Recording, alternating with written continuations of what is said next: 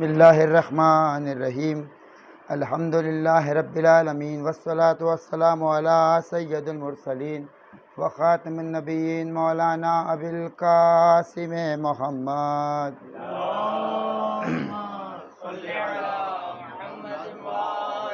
وأہل بیت طیبین الطاہرین المعصومین ولعنۃ اللہ علی اعدائہم اجمعین اما بعد فقد قال اللہ تبارک و تعالی فی القرآن الکریم بسم اللہ الرحمن الرحیم فاذکرونی اذکرکم صلوات بھیجے محمد وآل محمد۔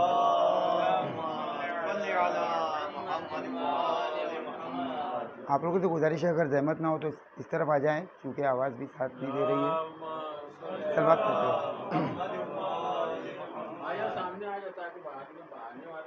ایک صلوات اور پڑھے محمد وآل محمد۔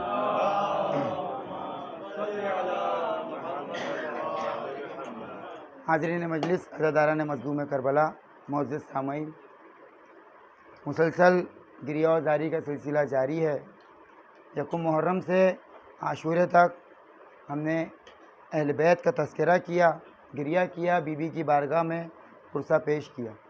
یقیناً ہر عزادار ایک تھکان محسوس کر رہا ہے، چاہے نوحہ خان ہو، چاہے ذاکر ہو، جنہوں نے اپنی آوازوں سے پرسہ پیش کیا، جنہوں نے اپنے قدموں سے چل کے جلوس میں جا کے پرسہ پیش کیا، لیکن یہ تھکان اب محسوس ہو رہی ہے، اس وقت محسوس نہیں ہو رہی تھی، کیونکہ یہ جوش، یہ ولولہ جو تھا یہ مولا حسین کی مدد تھی۔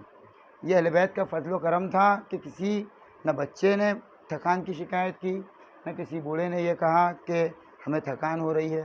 عزیزان گرامی، چونکہ آواز ساتھ نہیں دے رہی ہے، لیکن یہ ذکر اہل بیت کی فضیلت ہے کہ یہ فقط زبان کا محتاج نہیں ہوتا، یہ دل سے کیا جاتا ہے، اور جو ذکر دل سے کیا جاتا ہے اسے سننے کے لیے کانوں کی ضرورت نہیں ہوتی، کانوں کا محتاج نہیں ہوتا انسان، وہ دل سے کہی ہوئی بات دل سے سنی جاتی ہے۔ صلوات بھیجے محمد وآل محمد۔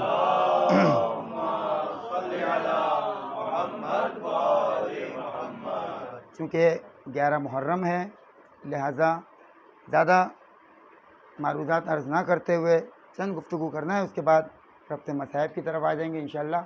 چونکہ مجلس حجت الاسلام والمسلمین مولانا منتظر ندری صاحب کو پڑھنا تھا، ان کی طبیعت ناساز ہے، خداوند ان کی بارگاہ میں دعا ہے کہ وہ جلد صحت یاب ہو جائیں۔ ایک صلوات بھیجے محمد وآل محمد۔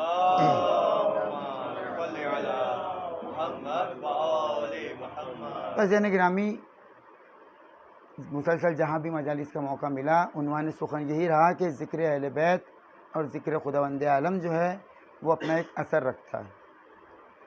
عمل دوسرا مرحلہ ہے، پہلا مرحلہ یہ ہے کہ یہ جو ذکر کی فضیلت ہے وہ بھی ایک اپنا ایک اثر رکھتی ہے۔ جو زبانی ہم ذکر کر رہے ہیں وہ بھی ایک اثر رکھتا ہے، زبان سے نا یا حسین کہنا یہ بھی ایک اثر رکھتا ہے، اس فرش عزا پر آنا یہ بھی ایک اثر رکھتا ہے، نوحہ خوانی کرنا، پیش خوانی کرنا، یہ ساری چیزیں ایک اثر رکھتی ہے۔ اور پھر امام حسین کا توفیقہ صدقہ رہا تو توفیقات میں اضافہ ہوا تو پھر عمل میں بھی انسان آگے بڑھ جاتا ہے۔ ایک صلوات بھیجے محمد وآل محمد۔ جس طریقے سے دیکھیے ایک انسان ایک مکان کی تعمیر کرتا ہے تو اس مکان کی صاف صفائی رکھ رکھاؤ کے لیے اسے کچھ عمل کرنا پڑتا ہے۔ یعنی ایک انسان نے مکان اگر بنایا تو اسے صاف صفائی کرنا ضروری ہے۔ اسی طریقے سے ہر انسان، ہر مومن، ہر مسلمان کے لیے دو چیزیں ضروری ہے، عقیدہ اور عمل۔ یہ عقیدہ بھی ہمیں برابر رکھنا ہے، معتبر رکھنا ہے، اور عمل میں بھی ہمیں آگے رہنا ہے۔ تو خداوند عالم نے یہ انتظام کیا بندوں کے لیے، اپنے بندوں کے لیے، اہل بیت کے چاہنے والوں کے لیے، کہ 2 مہینے 12 مہینوں میں 2 مہینے ایسے رکھ دیے کہ جس میں ایک مہینے میں آپ کو عقیدے عمل کو بنانا ہے، ایک مہینے میں آپ کو عقیدے کو تعمیر کرنا ہے، اور انہی 2 مہینے سے جو تعمیرات ہوں گی اسے آپ کو ساری زندگی اس پر عمل کرتے رہنا ہے۔ کون سے 2 مہینے؟ ماہ رمضان ہے آپ کے عمل کی توفیقات میں اضافے کا مہینہ، جس میں آپ کو اپنے عمل کو بڑھانا ہے۔ ماہ محرم ہے آپ کو اپنے عقیدے کو مضبوط کرنا ہے۔ عزیزان گرامی، یہ غنیمت جانیے کہ یہ ماہ محرم ہمیں نصیب ہوا ہے، اس مہینے میں اپنے عقیدے کو بلند کرنا ہے اور اپنے عمل کو بھی صحیح و سالم کرنا ہے۔ صلوات بھیجے محمد وآل محمد۔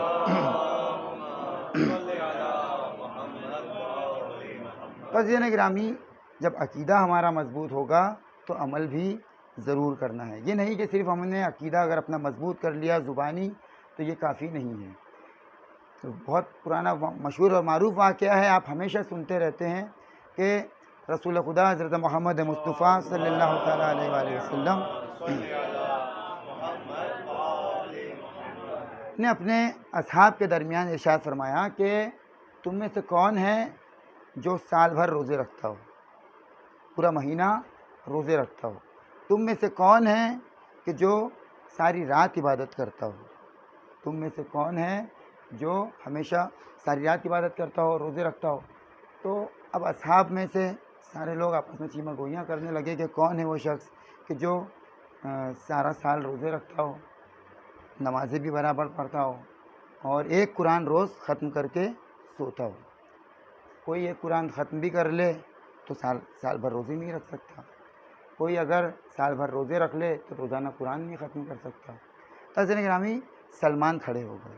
واقعہ آپ نے ہمیشہ سنا ہے کہ سلمان کھڑے ہوئے، یا رسول اللہ میں وہ شخص ہوں جو ساری رات عبادت کرتا ہوں، روز ایک قرآن ختم کرتا ہوں، سارا سال روزے سے رہتا ہوں۔ جب دعویٰ سلمان نے یہ کیا تو اصحاب آپس میں یہ بات کرنے لگے کہ یہ کیا بات ہوئی، ہم نے تو سلمان کو دیکھا ہے کئی مرتبہ کھاتے پیتے رہتے ہیں، ہم نے سلمان کو دیکھا ہے کہ کئی مرتبہ راتوں کو سو جایا کرتے ہیں، یہ کیا بات ہوئی کہ سلمان کہہ رہے ہیں کہ میں ساری رات عبادت کرتا ہوں، سلمان کہہ رہے ہیں میں روز ایک قرآن ختم کرتا ہوں، سلمان کہہ رہے ہیں کہ میں سال بھر روزے رکھتا ہوں۔ جب رسول خدا سے یہ پوچھا گیا کہ یا رسول اللہ ہم نے سلمان کو اس حالت میں دیکھا ہے، رسول خدا نے کہا کہ دعویٰ جس نے کیا ہے جواب بھی وہی دے گا، تم لوگ سلمان سے پوچھ لو۔ سلمان سے پوچھا گیا، اے سلمان تم کو تو ہم نے تو تم کو دیکھا ہے کہ تم سوتے رہتے ہو، ہم نے تو تم کو دیکھا ہے تم کئی مرتبہ کھاتے پیتے نظر آتے ہو دن میں، ہم نے تو تم کو روزانہ قرآن ختم کرتے ہوئے نہیں دیکھا۔ سلمان کہتے ہیں یا رسول اللہ آپ ہی نے تو کہا ہے کہ جو روزانہ باوضو ہو کے سو جائے اسے ساری رات کا ثواب ملے گا عبادت کا، جو روزانہ 3 مرتبہ سورہ توحید پڑھے گا اسے سارے قرآن ختم کرنے کا ثواب ملے گا۔ آپ ہی نے عرض کیا ہے کہ جو مہینے میں 3 روزے رکھے، رمضان کے علاوہ مہینے میں 3 روزے رکھے اسے سارے مہینے روزے رکھنے کا ثواب ملے گا۔ میں ہر مہینے 3 روزے رکھتا ہوں، سارے مہینے کا ثواب مل گیا، سارا سال میں روزے سے رہا۔ میں روزانہ باوضو ہو کے سوتا ہوں، مجھے ساری رات عبادت کا ثواب مل گیا۔ میں روزانہ 3 مرتبہ سورہ توحید پڑھ کے سوتا ہوں، مجھے سارا قرآن پڑھنے کا ثواب مل گیا۔ عزیزان گرامی، واقعہ یہاں ختم ہو گیا۔ اکثر علماء و ذاکرین واقعے کو یہیں تک پڑھتے ہیں۔ واقعہ ختم ہو گیا، سلمان نے دعویٰ کیا، دعوے کا جواب بھی دے دیا۔ اب سلمان کا کام یہ تھا اپنی جگہ پہ تشریف فرما ہو جاتے ہیں، لیکن سلمان ایسا نہیں کرتے ہیں۔ رسول خدا کا سوال کرنا، سلمان کا جواب دینا، دعویٰ کرنا، اصحاب کا چیمہ گوئیاں کرنا، اصحاب کا سوال پوچھنا، سلمان کا دلیل دے دینا، جواب دے دینا۔ اب یہاں سلمان کا کام یہ تھا کہ بیٹھ جاتے واپس۔ یہاں سے جو آگے کا واقعہ ہے عزیزان گرامی، یہ جو واقعہ تھا یہ امت مسلمہ کے لیے تھا، لیکن چونکہ ساری عبادتوں کا ثواب محبت اہل بیت کی بنا پر ہے، اب واقعہ جو آگے یہاں سے بڑھ رہا ہے یہ ہمارے لیے ہے، یہ اہل بیت کے چاہنے والوں کے لیے۔ اب سلمان کیا کہتے ہیں، یا رسول اللہ آپ ہی نے کہا ہے کہ سورہ توحید کی مثال مولا علی کی ہے۔ جواب تو ختم ہو گیا، لیکن اب سلمان کیا کر رہے ہیں، یا رسول اللہ سورہ توحید کی مثال مولا علی کی ہے۔ اب دیکھیے سورہ توحید کی کیا مثال بتائی گئی تھی، 3 مرتبہ سورہ توحید پڑھیں گے تو پورے قرآن کا ثواب ملے گا، 1 مرتبہ پڑھیں گے 1/3، 2 مرتبہ پڑھیں گے 2/3، 3 مرتبہ پڑھیں گے تو پورے قرآن کا ثواب ملے گا۔ تو یہاں سلمان یہ بتانا چاہ رہے ہیں، یا رسول اللہ سورہ توحید کی مثال مولا علی سی مثال ہے، مولا علی کی مثال ہے، یعنی جس نے زبان سے مولا علی کا نام لیا گویا اس نے 1/3 اسلام کا ثواب، عبادت کا ثواب کمایا۔ جس نے زبان کے ساتھ دل سے مولا علی کا نام لیا، زبان سے لینے کے بعد دل میں محبت علی آئی، 2/3 ثواب ملا۔ اب جب زبان سے اقرار کیا، دل میں محبت آ گئی، اب اپنے عمل سے ظاہر کیا تو سارے اسلام پہ اس نے عمل کیا۔ یعنی اگر صرف زبان سے اگر آپ نے ذکر کیا ہے بے شک ثواب ملے گا، 1/3 ملے گا، دل میں محبت علی آئے گی 2/3 ملے گا، جب عمل کریں گے ظاہر ہوگا تب کہیں جا کے علی کے چاہنے والے کہلائیں گے۔ صلوات بھیجے محمد وآل محمد۔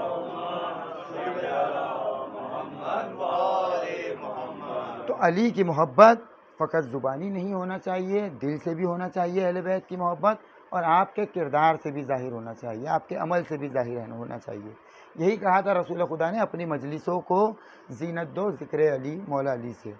مجلسوں سے کیا مراد تھا رسول خدا کا؟ کہ فرش ازا بچھے گی، ایک ممبر لگے گا، ذاکر ذکر کرے گا، مولا علی کی فضائل پڑھے گا، سامعین سنیں گے، واہ واہ کریں گے، اپنے گھر چلے جائیں گے، اس کے بعد کیا ذکر علی ختم ہو جائے گا؟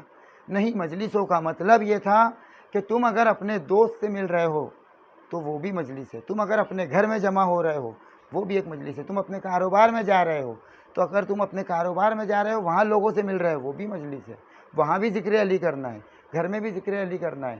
یعنی زبانی ذکر علی نہیں، اگر کردار سے آپ کو، تو اگر آپ تجارت کر رہے ہو، آپ کا ایسی تجارت کرو کہ لوگ کہیں کہ یہ علی کا چاہنے والا ہے۔ اگر جاب کر رہے ہوں تو لوگ کہیں کہ ہاں یہ علی کے چاہنے والے ایسے ہوتے۔ کسی سے وعدہ کر لو تو کہاں وعدے کو پورا کرو کہ یہ علی کے چاہنے والے، وعدہ پورا کرنے والے ہوتے۔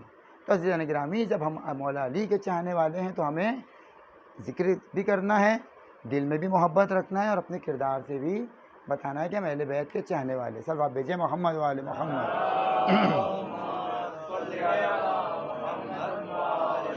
عزیزان گرامی، یہ جو ہم سنتے ہیں کہ اہل بیت پہ اتنا ظلم ہوا، یہ ظلم کرنے والے کیسے تھے کہ آج 1400 سال بعد ہم نام علی سن کر خوش ہو جاتے ہیں اور نام حسین سن کر غمگین ہو جاتے ہیں؟ لیکن وہ کیسے لوگ تھے کہ جنہوں نے دیکھا بھی، سامنے معجزے دیکھ رہے تھے، لیکن پھر بھی ظلم کر رہے تھے؟ اس کی وجہ کیا ہے؟ بس میرا عنوان یہی ہے کہ اس کی وجہ کیا ہے۔ آج کی مجلس میں یہی معروضہ آپ کے سامنے عرض کرنا ہے کہ ایسے کیسے ان کے دل سخت ہو گئے تھے کہ جو اہل بیت اتنے قریب، اتنے قریب کہ جو اپنے دشمنوں پہ بھی رحم کر رہے ہیں، جو ان پہ ظلم کر رہا ہے اس کا جواب اچھے سے دے رہے ہیں، تو ان کے ساتھ پھر یہ ظلم کیوں؟ آخر یہ دل سخت ہونے کی وجہ کیا ہوئی؟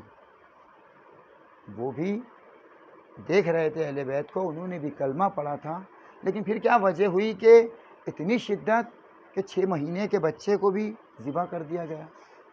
ابھی مصائب نہیں پڑھنے ہیں، ایک واقعہ آپ کے سامنے عرض کروں کہ ایک ذاکر، ایک عالم تھے، وہ عرض کرتے ہیں کہ وہ ایک جگہ مجلس پڑھنے جا رہے تھے، راستے میں ان کے بچے کی طبیعت خراب ہو گئی۔ بچے کی طبیعت خراب تو ہوئی، ساتھ ہی ساتھ تھوڑا تھوڑا آپ لوگ قریب آ جائیں صلوات پڑھتے ہوئے محمد والے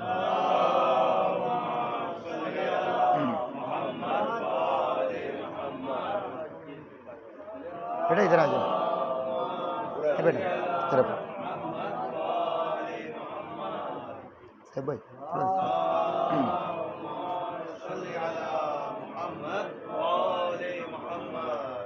دیکھیے، جب ہم نماز پڑھنے جاتے ہیں تو کوشش کیا ہوتی ہے، باجماعت جب نماز پڑھنے جاتے ہیں تو پہلی جو صف ہوتی ہے اس میں ہمیں جگہ مل جائے۔ کیوں؟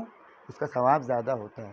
یہ بھی نماز عشق علی ہے، ذکر اہل بیت بھی ایک عبادت ہے، اور ایسی عبادت ہے کہ جہاں سے اس کے صدقے میں ہی نماز بھی ملتی ہے، روزہ بھی ملتا ہے، اس کی صدقے میں حج بھی ملتا ہے، زکوٰۃ بھی ادا ہوتی ہے، اور خمس بھی ادا کیا جاتا ہے۔ تو ہماری کوشش یہ ہونا چاہیے کہ ممبر سے قریب جتنا پہلی صف میں ہم رہیں اتنا زیادہ آپ کو ثواب ملے گا۔ رسول خدا حضرت محمد مصطفیٰ صلی اللہ علیہ وسلم جب خطبہ دیا کرتے تھے تو مولا کائنات سب سے زیادہ قریب بیٹھے تھے۔ مولا علی کی سنت بھی ہے، اور کوشش بھی یہ کیجیے کہ دیکھیے جہاں بھی مجلسوں میں ہم جا رہے ہیں، جو بھی ذاکر عالم پڑھ رہا ہے، جو بھی وہ پڑھ رہا ہے، تو دیکھیے ہماری کیا سوچ ہوتی ہے کہ ذاکر زیادہ ثواب لے جا رہا ہے، سامع کم لے جا رہا ہے، کیونکہ وہ ذکر کر رہا ہے۔ عزیزان گرامی، ایسا نہیں ہے۔ خداوند عالم تو ذاکر ہے، جبریل سامع ہے، لیکن جبریل ذاکر بھی ہے اور سامع بھی ہے۔ رسول خدا کو آ کے ذکر اہل بیت امام حسین کا تذکرہ کیا، وہیں رسول خدا نے جہاں ذکر امام حسین کیا ہے تو وہیں جبریل سے سنا بھی ہے۔ دونوں چیزیں، اگر آپ بھی یہ چاہتے ہیں کہ ذاکر بھی بنے، سامع بھی بنے، خداوند عالم سب کو توفیقات دے۔ دیکھیے نوحہ خوانی ہوئی، پیش خوانی کی، یہ بھی ذاکری ہے، آپ جواب دے رہے ہیں نوحے میں، وہ بھی ذاکری ہے۔ لیکن اگر آپ چاہتے ہیں تو کوشش یہ کیجیے کہ جہاں بھی آپ مجلس میں جائیں، چاہے آپ خواتین گھر مجلس میں جائیں یا بچے مجلس میں جائیں یا آپ مجلس میں جائیں، جب اپنے گھر واپس لوٹیں تو مجلس میں جو بیان کیا گیا اس میں سے کم کوئی ایک چیز اپنے گھر میں سنائیں۔ بچوں سے پوچھیں کہ اگر تم مجلس میں آج گئے تھے تو وہاں کیا بیان کیا گیا۔ یہ بیان کرنا، اسے وہ بات یاد بھی ہو جائے گی اور وہ ذاکر امام حسین بھی ہو جائے گا۔ یہاں سن کے جا کے سامع بنا تھا، وہاں جا کے جب ذکر کرے گا تو ذکر امام حسین کا شرف بھی حاصل ہوگا، ذاکری کا بھی ثواب مل جائے گا. ثواب بھیجے محمد وآل محمد.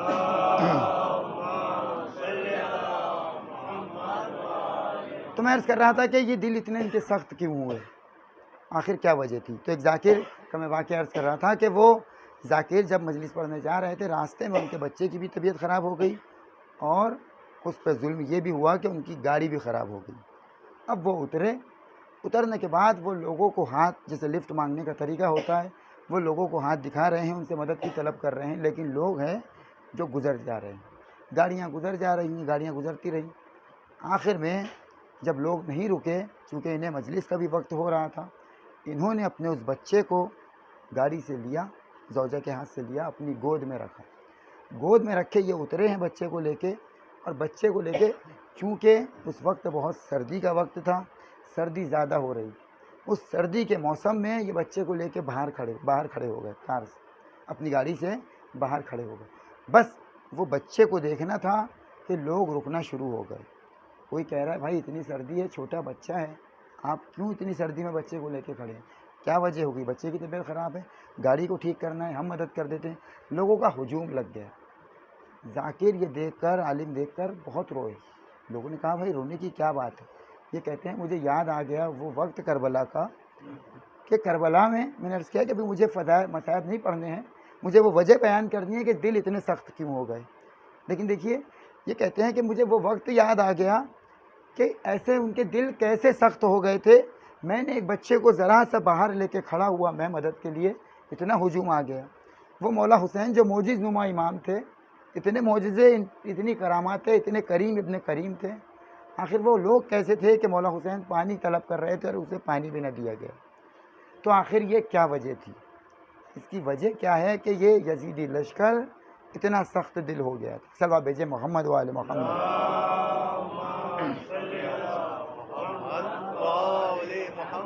دیکھیے آج نام حسین ہم لیتے ہیں, ہم تو اہل بیت کے چاہنے والے کہلاتے ہیں, لیکن کوئی غیر بھی آ جائے نا, وہ بھی ذکر کو سنے تو اس کی بھی آنکھیں نم ہو جاتی ہیں. نام حسین میں یہ تاثیر ہے کہ آج بھی آنکھیں نم ہو جاتی ہیں. وہ کیسے سخت دل کے لوگ تھے. تو مجھے یہاں بیان یہ کرنا ہے کہ یہ سخت دل کیوں ہوئے, آخر اس کی وجہ کیا ہے. علماء کرام اس کی 3 وجہ بتاتے ہیں کہ دل جو سخت ہوتا ہے وہ 3 وجوہات ہیں جن کی بنا پر دل سخت ہو جاتا ہے. اب دل کو نرم کرنا ہے تو اس کے لیے بھی معصومین نے علاج بتایا ہے کہ آپ ذکر خدا کرتے رہیے, ذکر خدا جو ہے کثیر کرتے رہیے, زیادہ کرتے رہیے. اس کا فائدہ کیا ہوگا, جب آپ زیادہ ذکر خدا کریں گے تو آپ کی زبان سے فقط ذکر خدا ہوتا رہے گا, غیبتیں نہیں کریں گے, جھوٹ نہیں بولیں گے, جو جتنے گناہ ہیں وہ آپ اس سے دور ہوتے جائیں گے. تو ذکر کثیر کیا ہے, معصوم فرماتے ہیں ذکر کثیر تسبیح جناب فاطمہ زہرا سلام اللہ علیہ.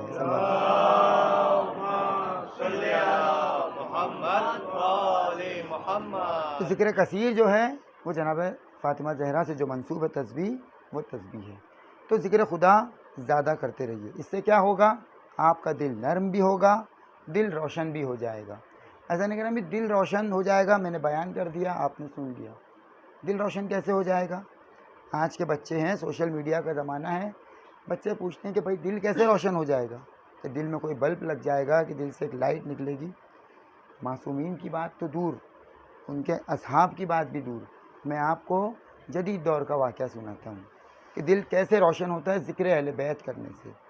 شیخ عباس قمی, بڑا ہی واقف نام ہے, ہر گھر میں مفات الجنان موجود ہے, ہر گھر میں ان کی کتاب موجود ہے. یہ شرف کہاں سے ملا کہ جہاں قرآن مجید ایک خانے میں ہوتا ہے, جہاں نیج البلاغہ ہوتی ہے, جہاں صحیفہ سجادیہ ہوتی ہے, وہاں چوتھی کتاب مفات الجنان ہوتی ہے. مرتبہ دیکھیے کیا فضیلت بخشی ہے معصومین نے شیخ عباس قمی.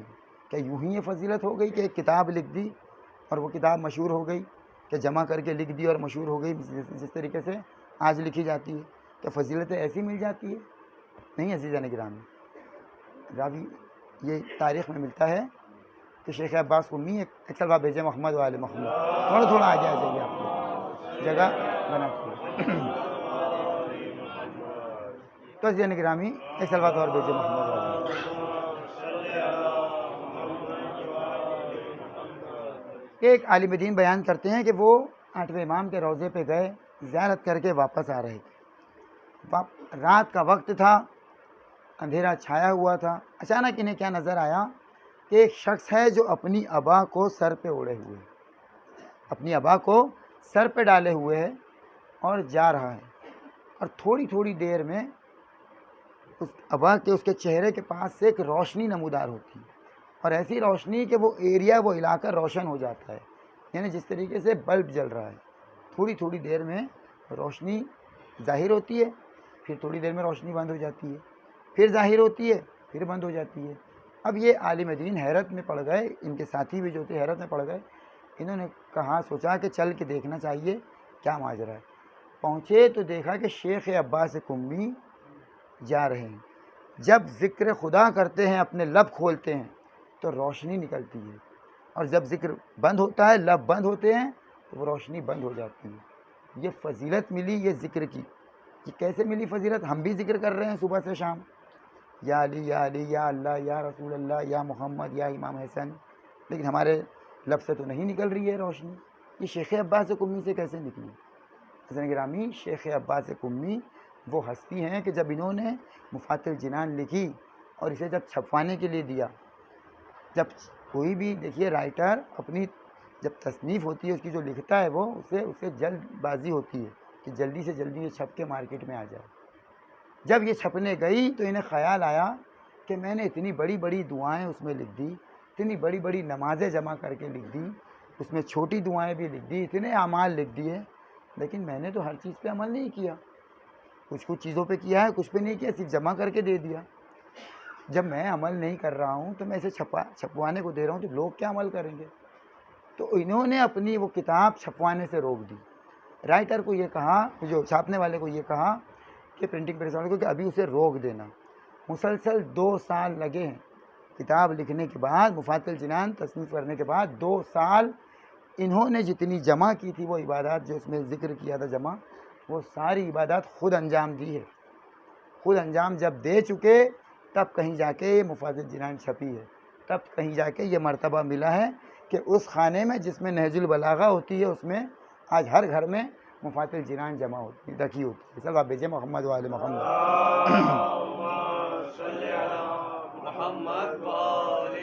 اور ایک واقعہ عرض کر دوں شیخ عباس قمی کا کہ سیرت کے معاملے میں بھی، یہ تو ذکر کی بات ہوئی نا، سیرت آپ کی ایسی تھی کہ جب آپ نے مفات الجنان لکھی اس کے بعد جب آپ نجف آئے تو آپ نے منازل آخرہ لکھی ہے. منازل آخرہ بھی بہت مشہور و معروف کتاب ہے جو آخرت کے بارے میں، روحوں کے سفر جس طریقے سے کتاب ہے اس طریقے سے منازل آخرہ بہت مشہور ہوئی ہے.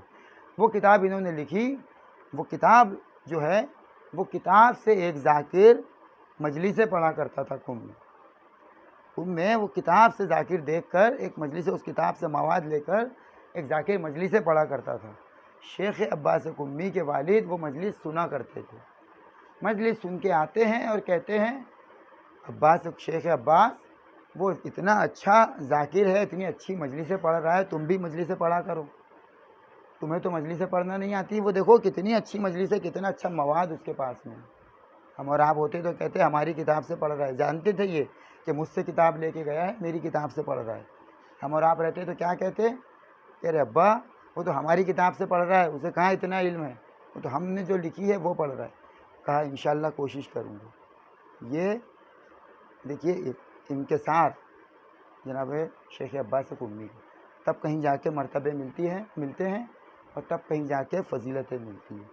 اور ہم اور آپ جس زبان سے گناہ کر رہے ہیں اسی سے سوچتے ہیں کہ آج دعا کرے کل قبول ہو جائے. یہ وقت کیوں لگتا ہے؟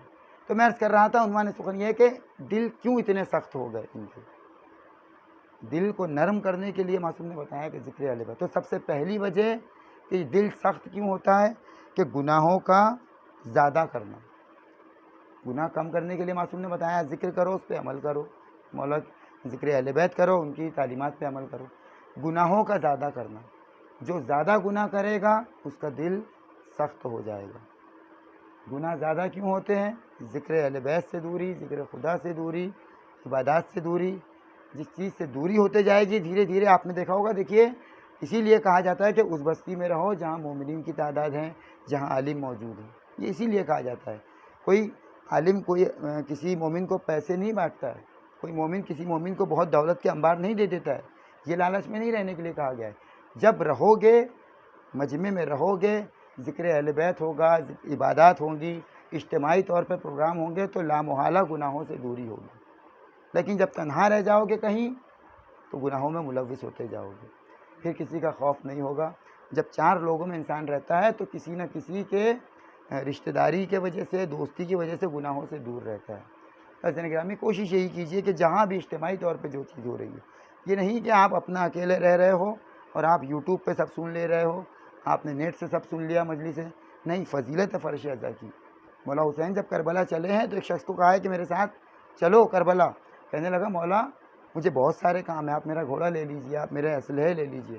مولا نے کہا مجھے تو چاہیے، عمل کے میدان میں خود موجود ہونا ہے، فقط موبائل سے واٹس ایپ سے ہمیں عمل نہیں کرنا ہے، ورنہ آج اگر معاذ اللہ کربلا آج ہوتی تو صرف ہم لائک کرتے ہوتے، عمل کے میدان میں ہونا کہ اس میسیج کو آگے بڑھائیے، صرف یہ نہیں ہے، عمل کا بھی میدان ضروری ہے۔ تو دل سخت کیوں ہوتا ہے؟ گناہوں کی زیادتی، زیادہ گناہ جس سے ہوں گے۔ یہ یزیدی جو فوج تھی، جو اہل بیت کے دشمن تھے، گناہوں میں زیادہ ملوث تھے۔ آپ تاریخ اٹھا کے دیکھ لیجئے، ہر گناہ یہ کر رہے ہیں۔ دوسری چیز کہ دل سخت کیوں ہوتا ہے؟ بغض علی۔ یہی کہا تھا نا یزید نے کہ ہم نے بدر کا بدلہ لیا ہے، یہ بغض علی تھا، بدلہ مولا کائنات سے لے گئے، یہ بغض علی تھا۔ اسی لیے کہا جاتا ہے کہ اپنے بچوں کو ایسے لوگوں کے ساتھ ان کی صحبت میں نہ رہنے دو کہ جو بغض علی رکھتے ہیں۔ آج دشمن، میں اشاروں میں بات کہوں گا کہ جو دشمنان اہل بیت ہیں ان سے بھی دوستی ہو رہی ہے، نہیں، یہ کوشش کیجئے کہ جو اہل بیت کے چاہنے والے ہیں وہ اہل بیت کے چاہنے والوں کے بچوں کے ساتھ ہی ان کی دوستی رہے، زیادہ سے زیادہ آپس میں میل جول رہے، کیونکہ بغض علی ایک ایسی چیز ہے کہ جو ساری عبادتوں کو ختم کر دیتی ہے اور گناہوں کی طرف لے جاتی ہے، اور جب گناہ زیادہ ہوتے ہیں، بغض علی زیادہ ہوتا ہے تو دل سخت ہوتا ہے۔ تیسری اور آخری وجہ کہ لمبی لمبی آرزو کرنا، یہ بھی ایک وجہ ہے کہ جس سے دل سخت ہو جاتا ہے۔ زندگی چند دنوں کی ہے، انتظام برسوں کا ہو رہا ہے۔ رسول خدا حضرت محمد مصطفیٰ صلی اللہ تعالیٰ علیہ وآلہ وسلم ایک مرتبہ راستے سے گزرے، کیا دیکھا ہے کہ ایک غار میں ایک عابد عبادت کر رہا ہے۔ پوچھا کہ تو کتنے عرصے سے عبادت کر رہا ہے؟ کہا میں حضرت عیسیٰ کے دور سے عبادت کر رہا ہوں۔ مجھے رسول خدا کہتے ہیں کہ پھر تو نے اپنا کوئی گھر نہیں بنایا، اس غار میں موجود ہے؟ یہ کہتا ہے کہ مجھے جناب عیسیٰ نے کہا تھا کہ تجھے 700 برس کی عمر ملی ہے، تو میں نے سوچا کہ اتنی کم زندگی ہے، اب گھر بنا کے کیا کروں، اس لیے صرف ذکر خدا کر رہا ہوں۔ وہ 700 برس کی زندگی میں کوئی آرزو نہیں رکھ رہا ہے، ہم 50 اور 60 میں 700 سالوں کی آرزو رکھ رہے ہیں کہ ہمیں یہ مل جائے اور ہمیں وہ مل جائے۔ صلوات بھیجیں محمد وآل محمد۔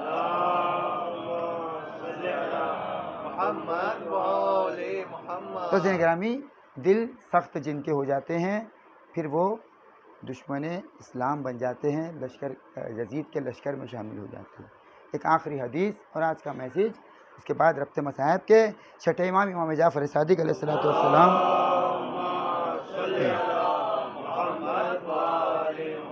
ارشاد فرماتے ہیں، ایک حدیث ہے، بس وہ جو عرض کرنا ہے، آج کا ایک تحفہ ہے مجلس کا کہ دیکھیے جب بھی کوئی مجلس میں جائیں تو کوئی تحفہ لے کے آنا چاہیے، یعنی مجلس کا ذکر کا کوئی تحفہ ملنا چاہیے کہ آج ہم نے اگر کسی سے مجلس سنی ہے تو یہ چیز ہمیں تحفے میں ملی ہے جسے ہمیں قبول کرنا ہے اور اس پہ عمل کرنا ہے۔ دیکھیے آج ہم عبادت کر رہے ہیں، عبادت کا مقصد کیا تھا؟ نماز کا مقصد کیا ہے کہ گھمنڈ ختم ہو۔ آج نماز پہ ہی گھمنڈ کیا جا رہا ہے کہ ہم عابد ہیں، عبادت کر رہے ہیں، عبادت کا مقصد کیا تھا؟ گھمنڈ نہیں کرنا چاہیے، غرور کو کم کرنا ہے۔ نمازی اپنے نماز پہ ہی گھمنڈ کر رہا ہے، بھائی ہم تو نمازی ہیں۔ کوئی علم رکھ رہا ہے، علم کس لیے تھا؟ کہ تقویٰ ملے، وہ اپنے علم پہ ہی گھمنڈ کر رہا ہے کہ بھائی ہم عالم ہیں، ہمیں یہ فیسلٹی چاہیے۔ کوئی متقی پرہیزگار ہو جا رہا ہے، وہ اپنے تقوی پہ ہی گھمنڈ کر رہا ہے۔ تقوی کا مطلب یہ نہیں ہے کہ آپ کی چال نرم ہو جائے، آپ کسی سے ہنسنا بولنا چھوڑ دو، آپ کسی سے بات چیت بند کر دو، تقوی کا مطلب یہ نہیں ہے۔ تقوی کا مطلب انکساری ہے، آپ انکساری، اور فقط وہ باہر نہیں، اپنے گھر کے اندر بھی۔ تو چھٹے امام فرماتے ہیں کہ عبادت کرنے والا بھی ہلاکت میں ہے، ہلاکت میں عبادت کرنے والا بھی۔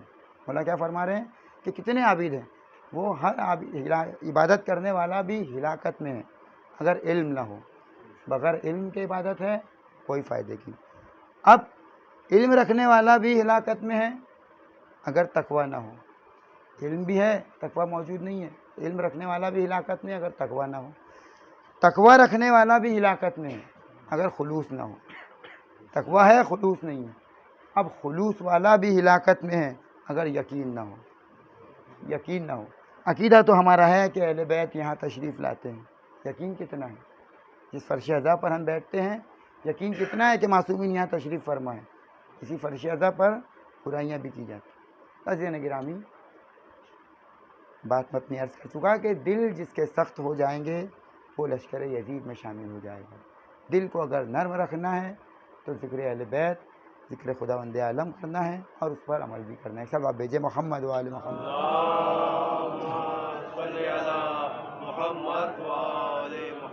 تو یہ ذکر دیکھیے ایک صرف فائدہ ربط مصائب کے لیے ایک واقعہ کہ دیکھیے صرف زبان سے ذکر کیا، مولا حسین کا نام لیا، اس کا بھی ایک فائدہ ہے. چھٹے امام امام جعفر صادق علیہ السلام کے پاس ایک شخص آیا، مولا شب قدر کی فضیلت بتا رہے تھے. شب قدر کی اتنی فضیلت ہے، شب قدر کی اتنی فضیلت ہے. یہ گریہ کرنے لگا، مولا مجھ سے شب قدر چھوٹ گئی، میں تو سو گیا، رات میں نے ایسی نیند میں بتا دی، عبادت نہیں کر پایا. شب قدر کہ جو ثواب تھا میں وہ حاصل نہیں کر پایا. مولا کہتے ہیں تو نے شب قدر کا ثواب حاصل کیا؟ تو کہتا ہے نہیں مولا میں رات بھر سویا تھا. مولا کہتے ہیں یاد کر تو رات آدھی رات جب ہوئی تھی نا تو تجھے پانی کی پیاس لگی، تو پانی پینے کے لیے اٹھا تھا نا؟ یہ کہتا ہے کہ ہاں مولا میں پانی پینے کے لیے تو اٹھا تھا مگر میں نے کوئی عبادت نہیں کی، شب قدر کے اعمال نہیں کیے.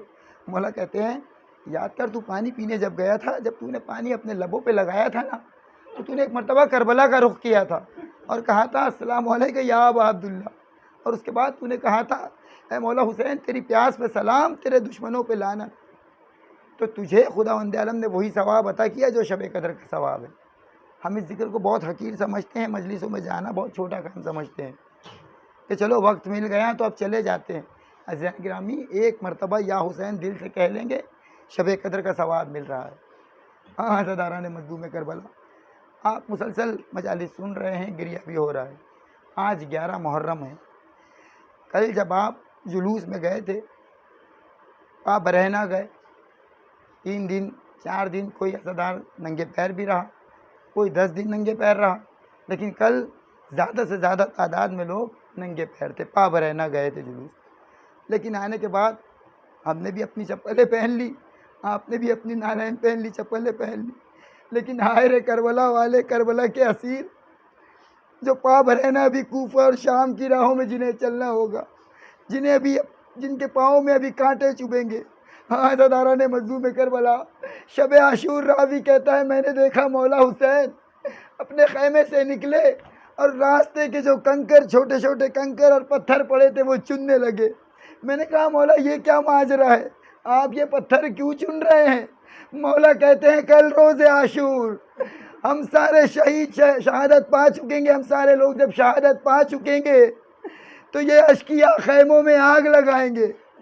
میرے بچے اس خیمے سے اس خیمے میں جائیں گے، خیموں سے باہر جائیں گے، میرے بچوں کے پیروں میں کہیں کا یہ پتھر نہ چبھ جائے، اس لیے میں یہ پتھر چن رہا ہوں. میں کہوں گا مولا یہاں کے تو پتھر آپ نے چن لیے لیکن ابھی کوفہ اور شام کی راہیں باقی ہے. عزاداران مظلوم کربلا، 11 محرم کی صبح وہ صبح ہے کہ جب قیدیوں کو قید کر لیا گیا. ظلم اتنا، سخت دل اتنے تھے کہ ان قیدیوں کو اس طرف سے گزارا جہاں لاشیں پڑے تھے گرم ریت پہ. عزادارو تاریخ میں ملتا ہے سارے شہیدوں کے سر کاٹ لیے گئے تھے، بے سر کی یہ لاشیں گرم ریت پہ پڑی تھی. عزاداران مظلوم کربلا، بیویوں کو بے کجاوا اونٹوں پہ بٹھا کر جب قیدی بنا کر لے چلے ہیں اس رستے سے گئے ہیں کہ جہاں پہ لاشیں پڑے ہیں. عزاداران مظلوم کربلا، جیسے ہی یہاں سے یہ قافلہ گزرا زینب نے اپنے آپ کو اونٹ سے گرا لیا. زینب نے ایسے اونٹ سے زینب گری ہے، علماء بیان کرتے ہیں جیسے عباس گھوڑے سے گرے ہیں. عزاداران مظلوم کربلا، عباس کے دونوں ہاتھ کٹے تھے، گھوڑے سے گرے ہیں چہرے کے بل۔ زینب کے بھی دونوں ہاتھ بندھے تھے، زینب بھی اونٹ سے ایسے گری اور گرنے کے بعد لاش حسین کے قریب گئی۔ کیا دیکھا؟ لاش حسین کے اوپر پتھروں کا ڈھیر ہے، نیزوں کا ڈھیر ہے، تیروں کا ڈھیر ہے۔ بہن زینب ہاتھ بندھے ہیں، کس حال سے ہٹایا ہوگا؟ اس کے بعد کہتی ہے جیسے ہی لاش کو دیکھا، کہتی ہے کہ تو ہی میرا بھائی حسین ہے؟ سر تو موجود نہیں۔ عزاداران مظلوم کربلا، یہی زینب ہے، کہا جائے یہی زینب ہے۔ روایتوں میں ملتا ہے کہ 3 بیویاں ایسی ہے جو کسی لاش پہ نہیں گئی۔ پہلی بیوی زینب ہے، دوسری ام رباب، تیسری سکینہ۔ یہ تینوں بیویاں فقط امام حسین کی لاش پہ آ گئی۔ عزاداران مظلوم کربلا، زینب جب بھائی کی لاش پہ آئی ہے نا، ایک مرتبہ کٹے سر کو دیکھا اور زینب بوسہ لینے جاتی ہے لیکن جگہ سمجھ میں نہیں آتی۔ ایک مرتبہ جناب زہرا کو آواز دی، اے اماں، آپ نے وصیت کی تھی کہ جب رخصت آخر کو میرا بھائی آئے گا تب اس کے گلے کا بوسہ لینا۔ میرا بھائی آیا تھا خیمے میں، میں نے اس جگہ کا بوسہ لیا، لیکن آپ نے ایک اور وصیت کی تھی کہ جب تو یہاں سے قید ہو کے جائے گی، جب اپنے بھائی کا گلے کا بوسہ لے لینا۔ اماں مجھے سمجھ میں نہیں آتا کہ کہاں بوسہ لوں۔ عزادارو، اس کے بعد دوسری بیوی جناب ام رباب ہے جو لاش حسین کا طواف کر رہی تھی اور کہتی جاتی تھی، اے میرے والی حسین، اے میرے آقا حسین، اگر میرے ہاتھ کھلے ہوتے تو میں تیرا لاشا اٹھاتی، اگر میرے پاس چادر ہوتی تو میں تجھے کفن دیتی۔ اے میرے والی، تجھے پیاسا شہید کیا گیا، وعدہ کرتی ہوں کبھی ٹھنڈا پانی نہ پیوں گی۔ اے والی، اے میرے آقا، تو گرم ریت پہ پڑا ہے، تجھ سے وعدہ کرتی ہوں جب تک زندہ رہوں گی کبھی سائے میں نہ بیٹھوں گی۔ عزادارو، تیسری بیوی جناب سکینہ ہے جو بابا کی لاش پہ آئی ہے، لیکن جیسے ہی لاش پہ آئی ہے ایک مرتبہ شمر آگے بڑھا۔ شمر کہتا ہے یہاں سے چلو، تم ہمارے قیدی ہو۔ سکینہ لاش حسین سے لپٹ گئی، چھوڑنا نہیں چاہتی بابا کا لاشا۔ ایک مرتبہ شمر ملون آگے بڑھا، تازیانے مارنے لگا، نہ جانے کتنے تازیانے سکینہ نے کھائے۔ ایک مرتبہ بالوں سے پکڑ کے کھینچتا ہے۔ عزاداران مظلوم کربلا، سکینہ کو تو ابھی کوفہ اور شام تک تازیانے کھانے ہیں۔ الا لعنت اللہ علی قوم الظالمین، ان للہ و انا الیہ راجعون۔ خداوندہ محمد و آل محمد کا واسطہ، پنجتن پاک بارہ امام 14 معصومین کا واسطہ، ہماری اس قلیل عبادت کو قبول فرما، ہمارے آنسوؤں کو رومال زہرا میں جگہ عنایت فرما۔ امام زمانے کے ظہور میں تعجیل عطا فرما تاکہ قاتلان امام حسین سے بدلہ لیا جا سکے۔ امام کے ایوان و انصار میں ہمارا شمار عطا فرما۔ ماتم حسین۔